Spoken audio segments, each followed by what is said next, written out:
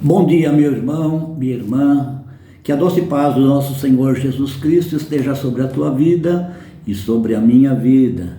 É um prazer estar com você mais uma vez neste dia de hoje, neste último dia de fevereiro, dia 28 de fevereiro de 2023. Como os dias passam rápidos, não é verdade? Mas louvado seja Deus, porque até aqui o Senhor tem nos sustentado, né? Muito obrigado, Senhor, por tudo aquilo que o Senhor tem dado para nossas vidas. E eu quero fazer uma breve oração antes de nós falarmos um pouquinho sobre Ele, o nosso Deus. Quem é Ele? Ele é maravilhoso. Senhor, nosso Deus e nosso Pai, estamos, Senhor, na Tua presença mais uma vez para Te adorar e também pedir para o Senhor derramar sobre nós graça, unção, maravilhas, milagres, e o Senhor que faça resplandecer o Seu rosto sobre nós e nos dê a paz. Muito obrigado, Senhor, pela oportunidade de falar com os meus irmãos da Tua palavra, para a glória do Teu nome. Amém e amém. Louvado seja o nosso Senhor Jesus Cristo. Na nossa última reunião, no nosso último vídeo, nós falamos um pouquinho sobre a criação de Deus, a criação do céu, dos céus dos céus, dos exércitos dos céus, criação da terra, criação dos mares e de tudo o que neles há. E falamos também um pouco sobre a criação dos exércitos dos céus. Falamos da criação dos anjos, das categorias de anjos, e hoje nós vamos falar um pouco sobre algo que intriga bastante as pessoas, é Deus. O assunto de Deus ter criado é o mal, porque nós sempre vemos Deus como boníssimo, algo bom, um ser bom. E às vezes nós vemos muitos males acontecerem no mundo e nós perguntamos: foi Deus quem criou o mal? O que você acha? Olha só o que diz a palavra de Deus, alguns versículos da palavra que eu vou ler e depois nós vamos destrinchar esse assunto com mais detalhe nesse vídeo de hoje e no próximo vídeo também. A pergunta é: foi Deus quem criou o mal?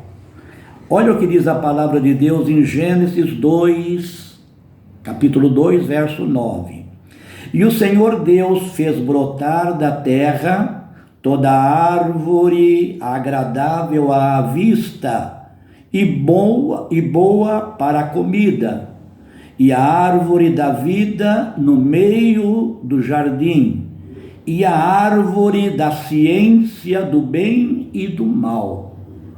Então, no livro de Gênesis, na criação da terra, na criação das coisas da terra, na criação do ser humano, a Bíblia relata que Deus criou as árvores e colocou lá no meio do jardim duas árvores com frutos específicos.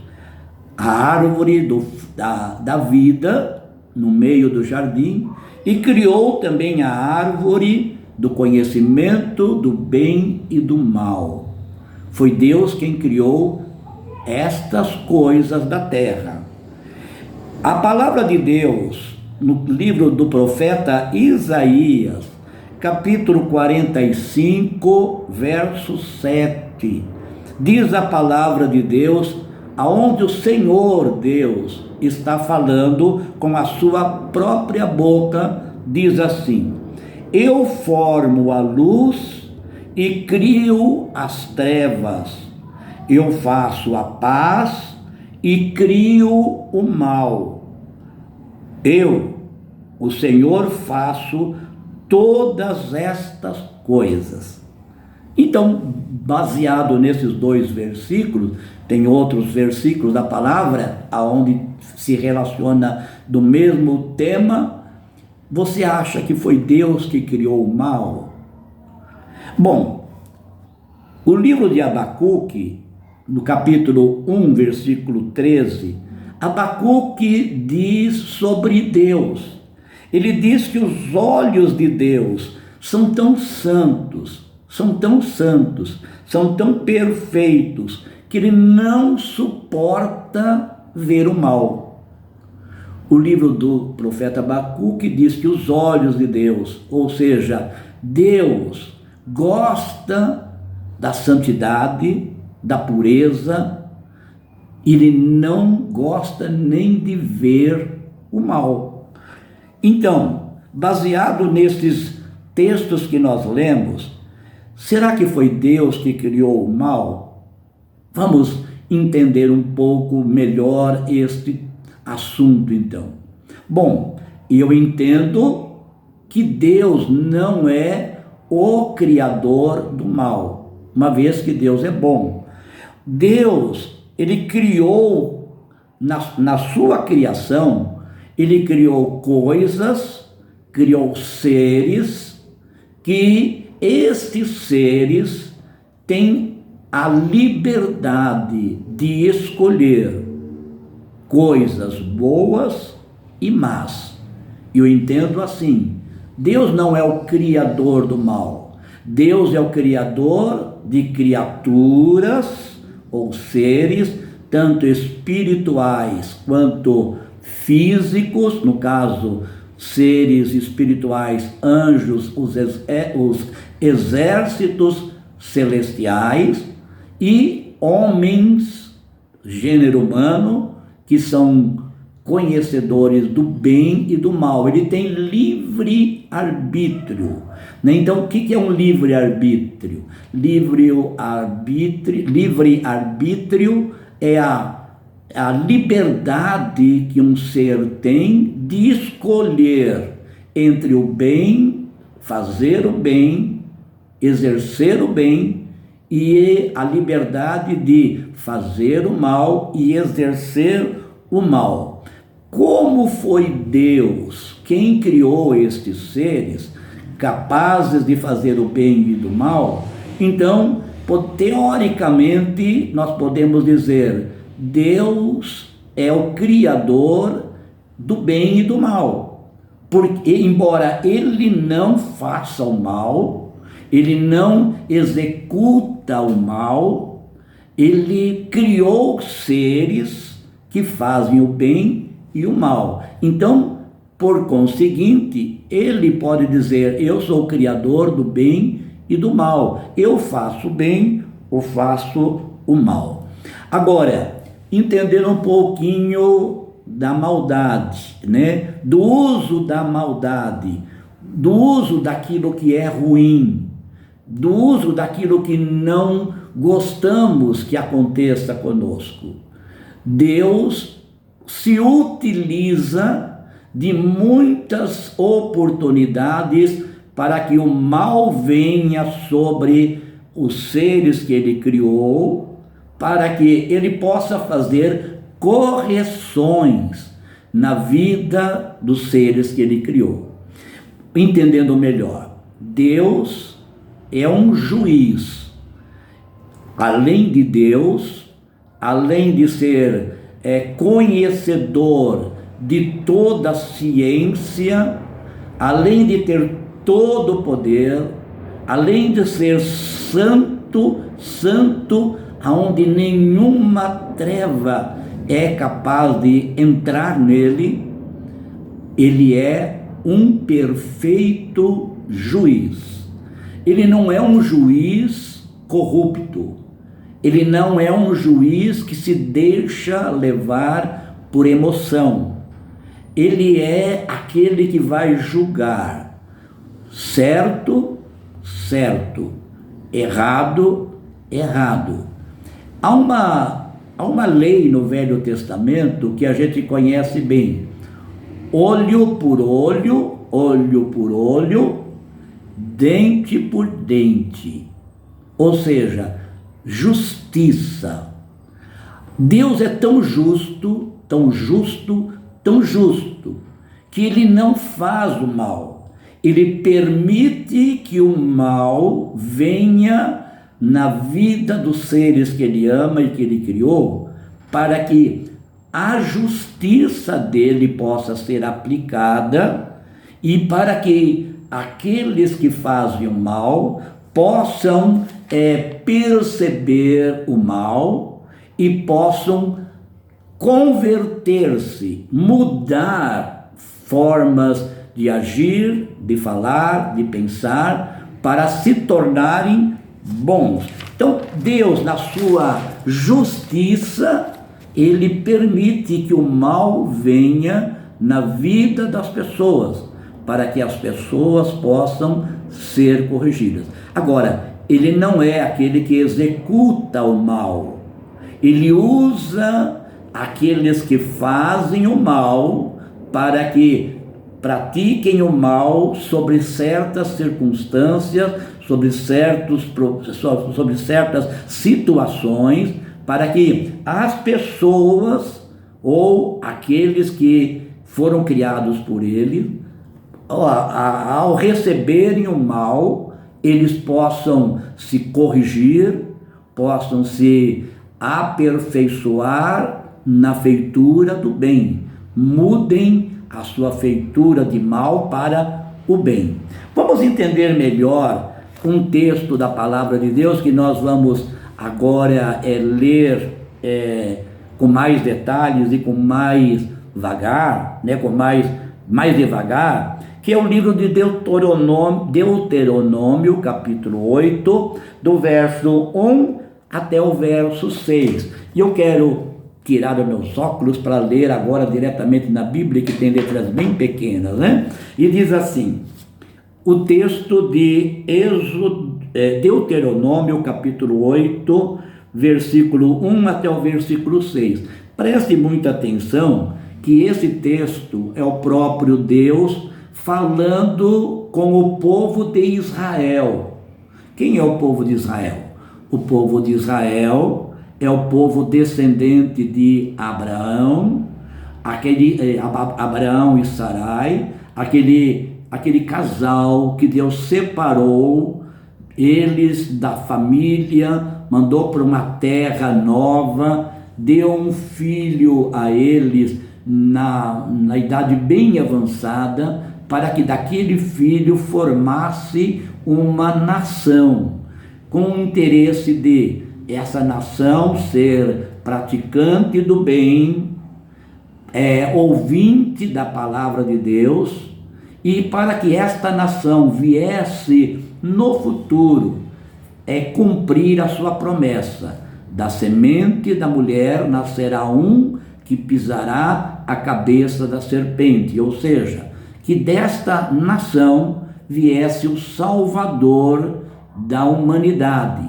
chamado Jesus Cristo, o Filho de Deus, o Filho do homem. Amém? Então, é uma palavra que Deus disse para o povo de Israel, e você vai entender perfeitamente como Deus age comigo, com você, em certas situações. Deuteronômio 8, verso 1. Todos os mandamentos que hoje vos ordeno, guardareis para os fazer, para que vivais e vos multipliqueis e entreis e possuais a terra que o Senhor jurou a vossos pais. Então, esse primeiro versículo do capítulo 8, o Senhor diz que ele deu mandamentos, deu a palavra, deu ordenanças para esta nação, descendente lá de Abraão e de Sara, esta nação viesse a ser abençoada com vida, que eles prosperassem, que eles se multiplicassem e que eles viessem a possuir a terra que Deus estaria dando a eles. Então veja, o Senhor diz: eu quero que vocês obedeçam às minhas leis, ouçam o que eu estou falando, para vocês viverem, para vocês se multiplicarem e para vocês possuírem as herdades que eu vou dar a vocês. Segundo versículo: e te lembrarás de todo o caminho pelo qual o Senhor teu Deus te guiou no deserto, estes 40 anos, para te humilhar e te tentar, para saber o que estava no teu coração, se guardarias os seus mandamentos ou não. Repetindo o versículo, olha, é muito claro isto. E te lembrarás de todo o caminho pelo qual o Senhor teu Deus te guiou no deserto estes 40 anos, para te humilhar, te tentar, para saber o que estava no seu coração, se guardarias os seus mandamentos ou não. Então, quando nós olhamos ao povo de Israel, o povo, aquela nação que Deus formou através de Abrão e Sarai, depois de 430 anos lá no Egito, Deus tira eles para uma terra, dá mandamentos a eles, dá orientações. Deus deixou que eles caminhassem pelo deserto, por aquelas terras, até chegar na terra prometida, por 40 anos. É muito importante se você saber geograficamente da onde saíram lá do Egito até a terra aonde eles iriam permanecer, que Deus tinha dado a eles. Se nós traçarmos um caminho pelo mapa geográfico, você vai ver que não dá mais do que 40 dias o povo saindo do Egito, mesmo caminhando, saindo do Egito até a terra prometida, não daria 40 dias. Mas Deus deixou eles por 40 anos no caminho.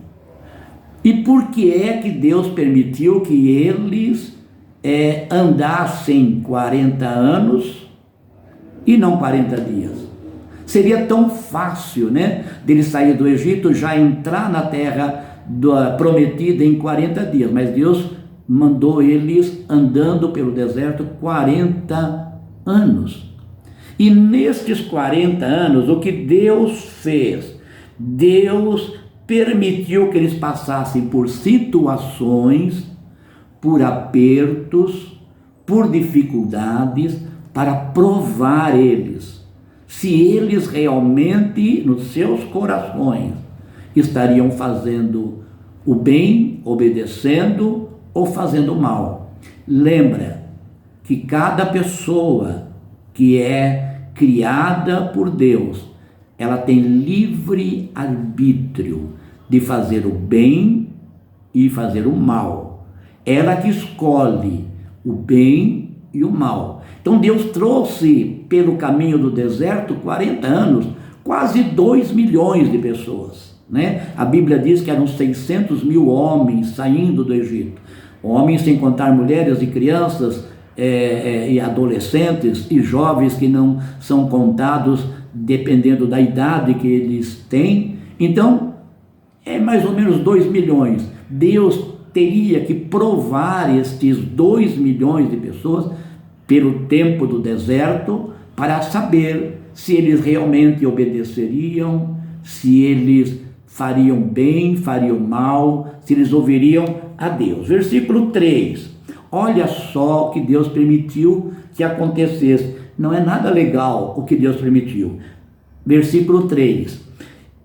E te humilhou, e te deixou ter fome, e te sustentou com maná que tu não conheceste, nem teus pais o conheceram, para te dar a entender que o homem não viverá só de pão, mas de tudo que sai da boca do Senhor viverá o homem. Porque Deus permitiu que eles passassem então pelo mal, 40 anos passado pelo mal. Claro que houve coisas boas acontecendo, milagres que Deus fez, maravilhosos no deserto, mas grande parte do caminho, do tempo, eles passaram mal, passaram fome, passaram sede, tiveram lutas, tiveram pestes, tiveram muita mortandade entre eles, foram humilhados, né? A Bíblia diz que eles foram humilhados. Deus até permitiu que fossem humilhados e que eles não comessem do fruto do seu trabalho.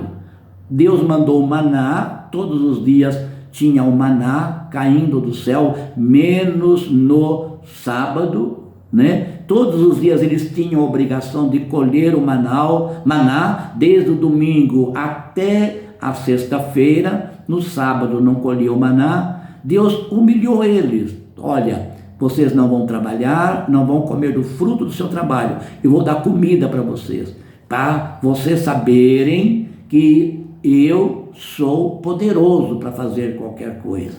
Então, é difícil, né, a gente receber. Já pensou todo dia alguém vir dar comida para você na sua casa, né? Você fala assim, puxa vida, mas isso é humilhante, eu não sou capaz de ganhar o pão, se não sou capaz de fazer a minha própria comida. Deus foi tão assim severo com ele. A gente vê isso como uma bênção de Deus, mas isso é severidade de Deus, da justiça de Deus. Deus foi tão severo que não permitiu que eles plantassem, não permitiu que eles colhessem, não permitiu que eles fizessem comida. Deus mandava maná caindo do céu todos os dias, com exceção do sábado, né?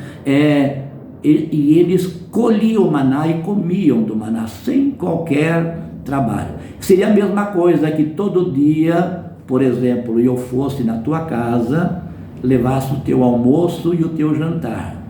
Hoje, amanhã, depois da manhã, daqui um mês, um ano, 10 anos, 40 anos, eu fazendo isso por você. Como que você se sentiria? Se sentiria humilhado. Você vai dizer, mas como o pastor Wilson, 40 anos, me dá comida e eu não faço nada para ter essa comida? Será que ele não sabe que eu sou capaz de trabalhar? Será que ele não sabe que eu sou capaz de ganhar o pão de cada dia? Não é uma humilhação? Eu acho uma humilhação. E o Senhor diz aqui nessa palavra, Ele te humilhou e te deixou passar fome, e te sustentou com maná, que tu não conheceste, nem teus pais o conheceram, para te dar a entender que o homem não viverá só de pão, mas de tudo que sai da boca do Senhor. O Senhor quer que nós saibamos que, embora nós sejamos capazes, nós tenhamos o livre-arbítrio, nós não vivemos só de pão, não vivemos só do trabalho, mas nós dependemos dele, de Deus, para todas as coisas. Mas vai mais além a palavra. Olha o versículo 4. Nunca te envelheceu o teu vestido sobre ti, nem se inchou o teu pé estes 40 anos. Confessa, pois, no teu coração, que como um homem castiga seu filho, assim te castiga o Senhor teu Deus. Que maravilha! Vou repetir.